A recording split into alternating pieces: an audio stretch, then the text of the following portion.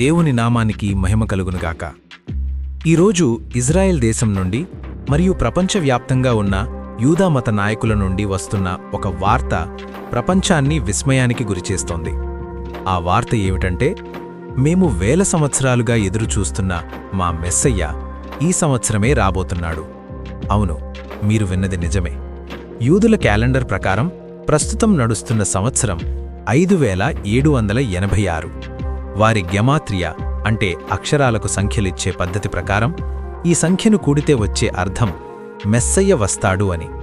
మరింత ఆశ్చర్యకరమైన విషయమేంటంటే, అమెరికా మాజీ అధ్యక్షుడు డొనాల్డ్ ట్రంప్ను బైబిల్లోని పర్షియా రాజైన కోరెషుతో పోలుస్తున్నారు.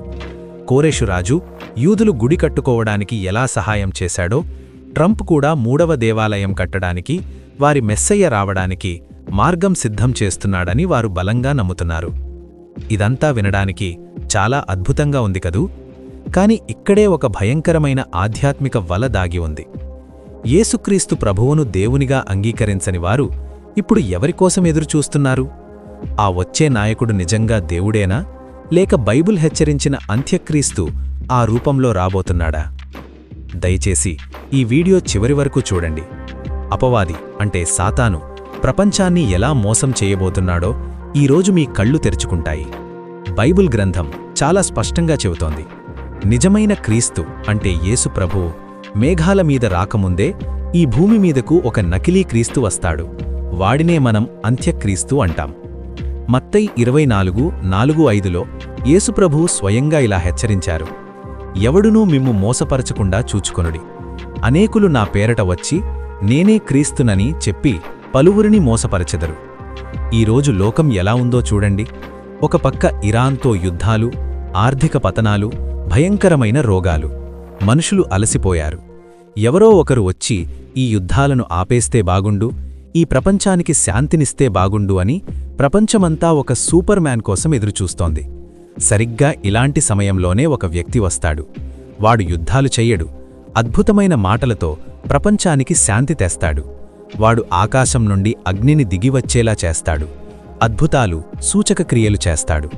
అది చూసి ఇజ్రాయెల్ ప్రజలు మరియు ప్రపంచమంతా ఏమనుకుంటారంటే, ఇదిగో మన కష్టాలు తీర్చడానికి దేవుడే మెస్సయ్యగా వచ్చాడు అని గుడ్డిగా నమ్మేస్తారు. కాని వాడు దేవుడు కాదు, వాడు సాతాను యొక్క ప్రతిరూపం. వాడు ప్రపంచాన్ని తన గుప్పెట్లోకి తీసుకొని భయంకరమైన నాశనానికి నడిపిస్తాడు. ఇప్పుడు మీకో డౌట్ రావచ్చు, పాస్టర్ గారు, మరి ఆ వచ్చేది అంత్యక్రీస్తో లేక నిజమైన యేసుక్రీస్తో మనం ఎలా కనిపెట్టాలి అని. దీనికి దేవుడు బైబిల్లో చాలా సింపుల్ లాజిక్ ఇచ్చాడు. నిజమైన మెస్సయ్య అంటే యేసుక్రీస్తు మొదటిసారి వచ్చినప్పుడు ఒక సాధారణ వడ్రంగి ఇంట్లో పశువుల పాకలో జన్మించాడు. పాత నిబంధనలోని యెషయా, మీకా, కీర్తనల గ్రంథాల్లో అంటే ఐజియా 53, మైకా 5, సామ్ 22లో ఆయన పుట్టుకా శిలువ మరణం గురించి వందల సంవత్సరాలు ముందే రాసిన ప్రవచనాలను అక్షరాలా నెరవేర్చాడు. కాని అప్పట్లో ప్రజలు ఆయనను గుర్తుపట్టలేదు, శిలువ వేశారు. అయితే ఆయన రెండవసారి అంటే సెకండ్ కమింగ్ వచ్చేటప్పుడు ఏ రాజకీయ నాయకుడి ద్వారానో అంటే ట్రంప్ లేదా కోరెషులాగా ఏ రహస్య గదుల్లోనూ రాడు. ఆయన టీవీ ఇంటర్వ్యూలలో కనబడడు.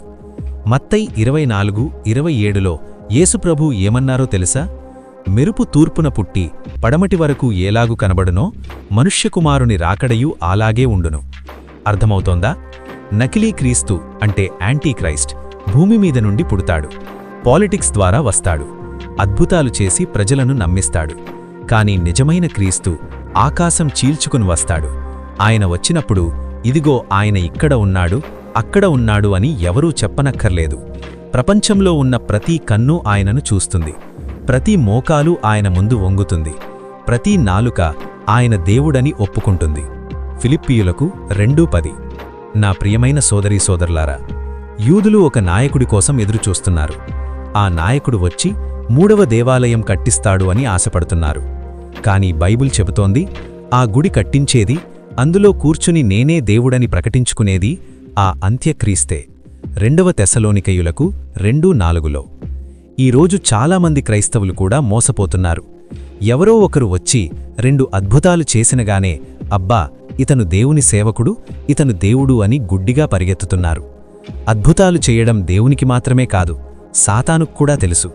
అద్భుతాలను బట్టి కాదు, వాక్యాన్ని బట్టి సత్యాన్ని గ్రహించండి. రాబోయే ఆ మహావంచన అంటే గ్రేట్ డిసెప్షన్లో ఏర్పరచబడిన వారిని అంటే దేవుని బిడ్డలను కూడా మోసం చేయడానికి సాతాను వల పన్నుతున్నాడు. మీరు ఆ వలలో పడవద్దు. సమయం ముగిసిపోతోంది.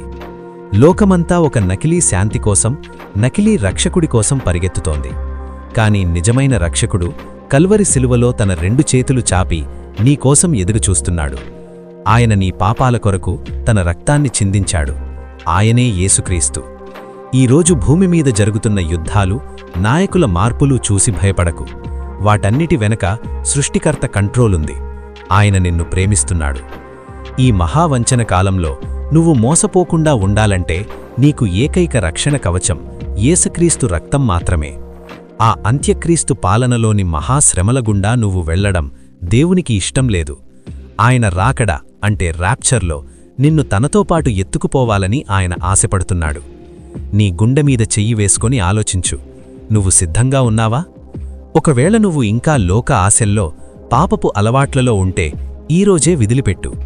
రేపు అనేది మనది కాదు. నాతో పాటు ఏకీభవించి ఈ చిన్న ప్రార్థన చెయ్యి. యేసయ్యా, ఈ లోకం ఎంతగా మోసపోతోందో నాకు అర్థమవుతోంది. నన్ను, నా కుటుంబాన్ని ఆ వంచన నుండి కాపాడు. నేను నకిలీ శాంతిని నమ్మను. సిలువలో నీవు చిందించిన రక్తాన్ని మాత్రమే నమ్ముతున్నాను.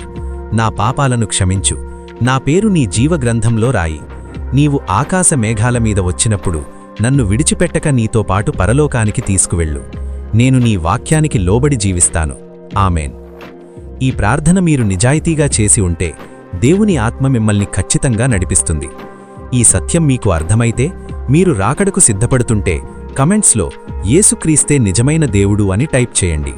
ఈ అత్యవసరమైన వాక్యాన్ని మీ బంధుమిత్రులకు షేర్ చేసి వారి ఆత్మలను కూడా రక్షించండి. దేవుడు మిమ్మల్ని దీవించునుగాక. మారనాథ. చూడు, మేఘాలు చిలుతున్నాయి, రాజు వస్తున్నాడు. నిద్రపోతున్న చర్చి మేల్కో సమయం లేదు. ప్రవచనం నెరవేరెను, గడియారం ముగిసేను. మన పాపపు బంధాలు తెంచుకో, పవిత్రతలో నిలబడు. సింహాసనంపై సింహం వస్తున్నాడు, న్యాయాధిపతిగా వస్తున్నాడు. పూరధ్వని వినిపిస్తోంది, ఇది చివరి పిలుపు. కళ్ళు తెరవండి, సిద్ధపడండి, యేసే రక్షకుడు. ఆఖరి తీర్పు ఇది, అగ్ని పరీక్ష. నిత్యరాజనికి సిద్ధపడు.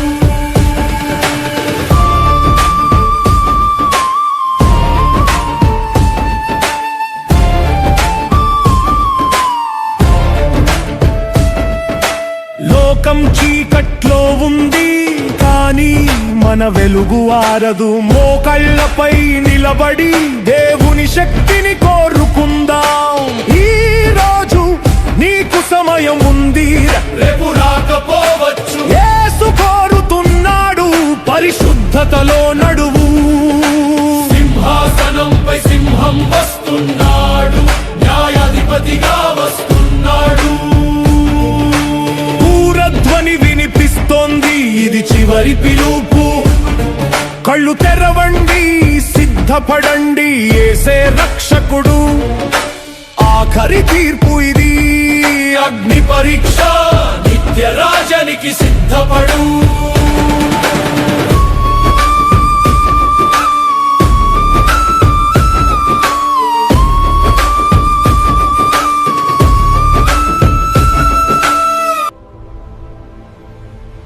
Strength in grace.